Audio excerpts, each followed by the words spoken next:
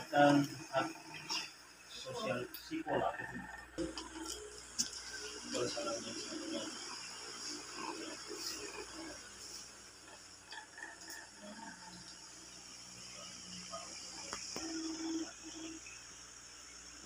Bapak Ibu dia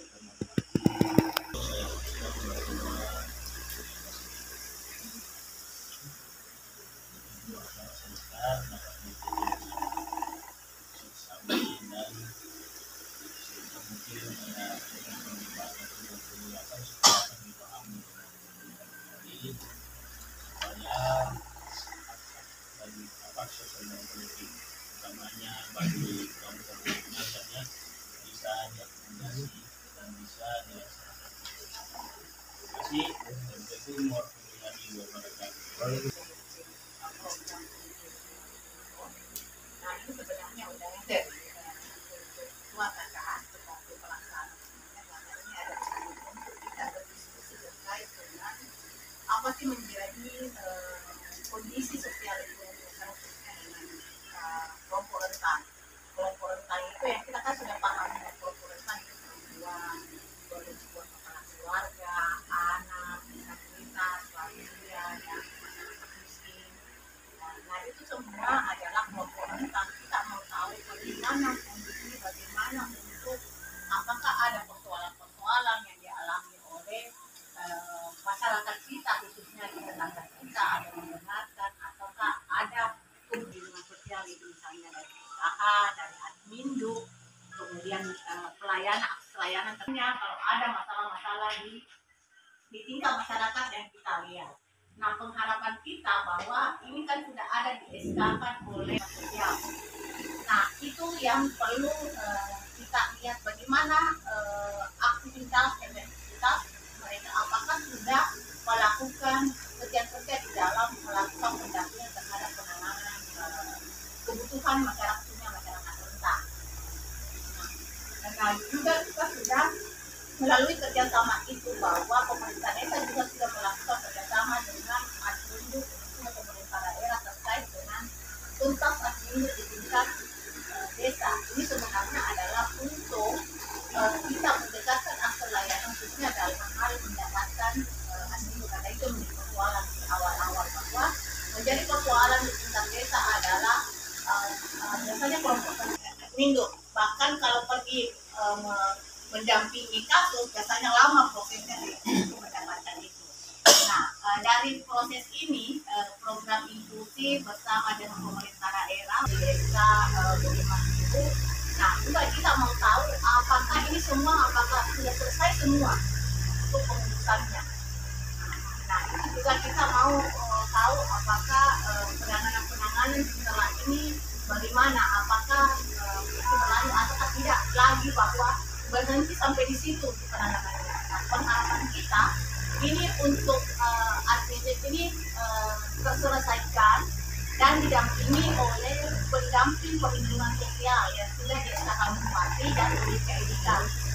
Nah, pengharapan itu sehingga dalam proses-proses selanjutnya, karena sudah ada juga kesepakatan dengan Capil bahwa yang akan mendampingi adalah orang yang memiliki KIDK, tapi ini juga tidak lanjutnya ini kami juga akan memberikan pertemuan di tanggal 1 dari semua 12 desa ini dan juga dari satu yang ditutup untuk yang ada pendamping perlinsohnya untuk menjadi operator data itu supaya dia yang memiliki akses untuk layanan admin di tingkat desa. Jadi tidak lagi kalau bisa diselesaikan di tingkat desa, itu diselesaikan di tingkat desa misalnya hanya dalam bentuk dokumen misalnya di. Jadi itu nanti akan diminta sama Capil bahwa ini menjadi pekerjaan utama untuk menyelesaikan persoalan itu. Itu dengan tahap 1 untuk pertemuan pemahaman bersama dengan kedua kepala desa dan juga satu dari yang ditunjuk dari yang operator itu supaya ini ada tertangani tingkat desa untuk menyelesaikan persoalan itu. Untuk kemudian terkait dengan kesehatan, kan tidak memiliki KTP sertifikat pelayanan juga di dalam pelayanan kesehatan. maupun yang anak sekolah. Apakah anak sekolah juga, karena sekarang ATS sudah jalan Pak ya, dan itu juga menjadi juga sasaran kita sebagai pendamping dalam hal penyelesaian persoalan pendidikan.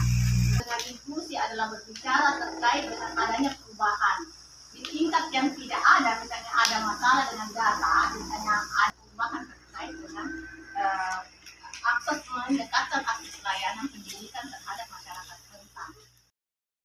Kita memberikan aspirasi untuk perkembangan desa kita. Nah, kayak kemarin kan ini sudah desa ke-7 yang kami datangi untuk diskusi ini. Dan ternyata dari hasil diskusi dari desa-desa sebelumnya ternyata banyak sekali begitu hal-hal yang tadinya belum kami ketahui, ternyata ada masalah tersebut di desa. Seperti kemarin ada satu hal baik begitu yang dilakukan di desa Mangeloreng. Jadi ada pasangan suami istri lansia dan disabilitas itu dibangunkan rumah Pak, sama dia kerjasama sama Basnas. Terus yang bangun rumahnya itu dari Kodim.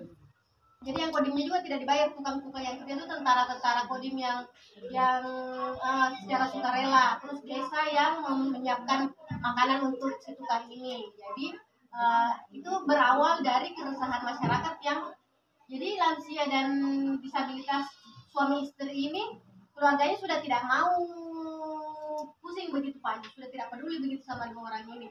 Nah, pasangan suami istri ini selalu berkeliaran di sekitar desa, padahal suaminya ini tidak bisa jalan, jadi ngesot begitu jalan kemana-mana.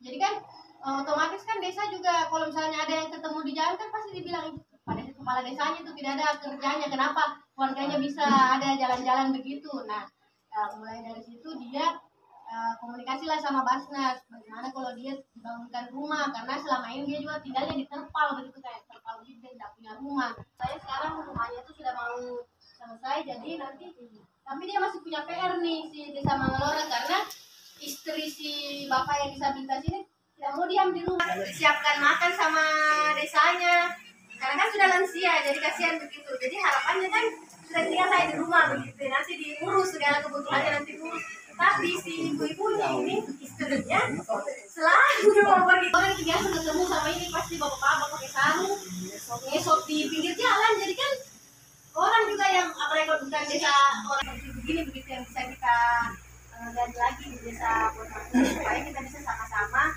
menyelesaikan masalah-masalah ini. Seperti halnya misalnya ternyata ada beberapa desa Pak yang kalau misalnya kecapil sampai saat ini masih agak sulit begitu. Jadi kan ataukah mungkin memang harus ada pertemuan lagi atau tidak, harus ada sosialisasi lagi kecapilnya atau apa. Nah itu kan semua memang butuh evaluasi. Nah itu mungkin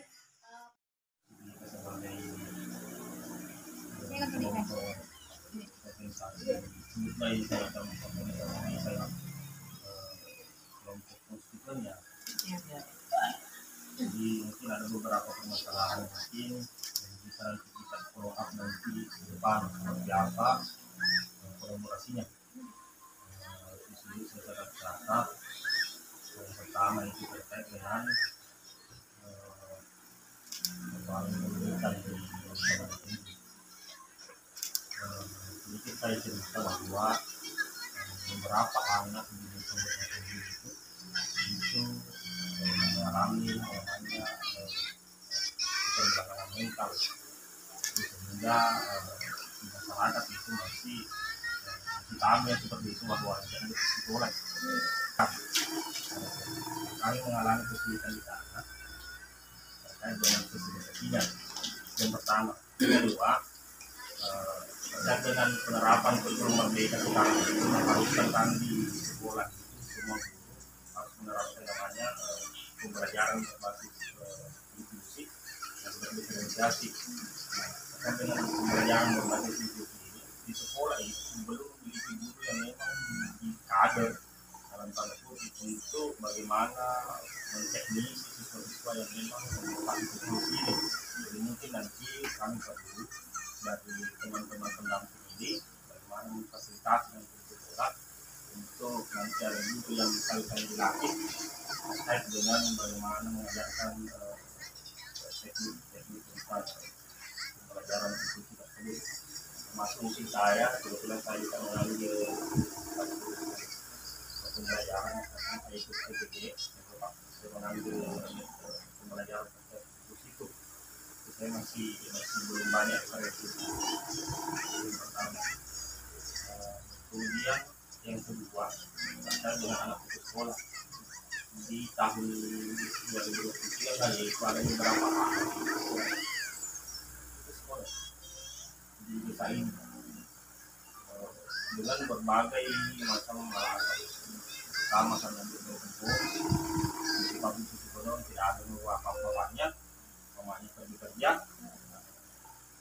Jadi saya mungkin sedikit mengarah pada yang tadi yang bilang tadi tentang ini.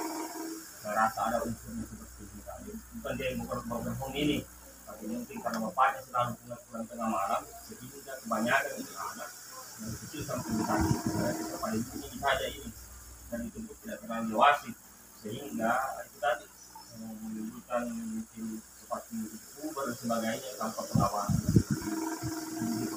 Mendapat sebenarnya sehingga anak ini kenapa dia cepat menikah. Kemudian selanjutnya kenapa juga sudah dia menikah. Saya tangkap juga terkait dengan keberanian ini oleh keluarganya atau pemerintah desa. Saya tangkap juga di banyak. Yang tadi buat operator karena memang saya lihat itu di Capil meskipun ada aturan itu yang mengharuskan tidak ada calon, tetap ada calon dan orang-orang di situ yang jadi calon. Karena beberapa hari ini itu saya sebenarnya bantu masyarakat itu urus kakak sama akte. Ada aturan-aturan baru dari petugas. Yang pertama itu aturannya katanya tidak bisa diwakili, harus datang orang tuanya, apakah itu bapak atau ibunya harus datang. Tetapi kalau yang berbaju coklat itu bisa iya, itu saya lihat itu aturan-aturan barunya di petugas. Tidak bisa surat kuasa, tidak bawa surat kuasa. Tidak ada karena begini, karena apa lagi? Itu yang berbaju coklat di sampingku langsung ya seperti itu. Ya apalagi teman-teman yang ada di desa itu di Bimtek terkait itu supaya kegiatan apalagi supaya masyarakat itu ketika mau urus kakak mau apa itu di desa juga tidak ada hilang yang begitu. Tapi adalah yang memiliki ID card karena kita kasih SK-nya ini yang disahkan oleh Bupati dengan pengharapan kita mendekatkan akses layanan ini ada yang bertanggung jawab untuk mendampingi. Jadi perlu ada koordinasi yang mendampingi dan juga bisa lewat ini juga mengkoordinasikan bahwa ini mau ke Capil ada urusan ini. Jadi kan kita bisa juga konekkan. Kalau di Capil itu kalau yang berpakaian coklat bisa menjadi permasalahan menurut saya, maksudnya diskriminasi buat kami. Maksudnya begini, kalau saya setuju dengan apa yang akan dilakukan oleh dari pihak bakti bahwa akan ada operator nanti di desa, jadi tidak mesti kebutuhannya di mereka seperti itu. Tapi itu karena tidak menutup mata yang begitu Pak. Semua dengan anggota DPR menghadirkan Capil, menghadirkan Pak Pedang, menghadirkan ini semua. Yang menjadi persoalan utama adalah pengurusan administrasi untuk menyelesaikan persoalan sosial, misalnya mau ke rumah sakit tidak ada KTP-nya otomatis tidak bisa ditangani. Hal ini terselesaikan dengan memudahkan akses layanan masyarakat yang masyarakat rentan ini yang tadi dikatakan. Kalau banyak kan tidak ada masalah ada, tapi orang yang tidak ada uangnya sehingga dia mau mengurus, nah itu belum lagi transportnya ke kota, belum lagi dengan biaya itunya dengan makannya karena lama, sehingga itulah menjadi persoalan. Sehingga kami berpikir bahwa ini perlu ada suatu aksi mendekatkan layanan ke desa. Tapi ini kan baru 12 desa, bagaimana dengan yang desa lain? Baru 12 desa saja yang masih ada, sudah kita mulai, masih banyak proses yang perlu diperbaiki. Nah, karena ini bagaimana kita memulai dengan niat bahwa ini mudah-mudahan bisa memperbaiki proses layanan dengan model-model apa yang dibutuhkan, sehingga ini kita sudah buat bisa pendamping supaya ini sebenarnya kita anggap bahwa kalau ini ada pendamping dengan memudahkan, kalau dia tidak mau menerima semua wakil atau mundur-mundur ke sana, ya harus ada mandat bahwa ada di kelompok konstituen di desa Borimatumbu ada yang dikasih mandat untuk mendampingi tentang ada penuntutan. Dari ini kita bisa bergerak cepat untuk mencari solusi masalah kita. Dan kami juga minta kepada para pengurus agar proaktif lagi dalam mencari masalah atau mendapatkan informasi dari masyarakat dan kemudian secepatnya dilaporkan ke polisi. Jadi kami akan mencoba lagi. Tentunya banyak masalah, tentunya cuman terkadang masalah yang tidak bisa dapatkan karena kita semua masih tidak proaktif.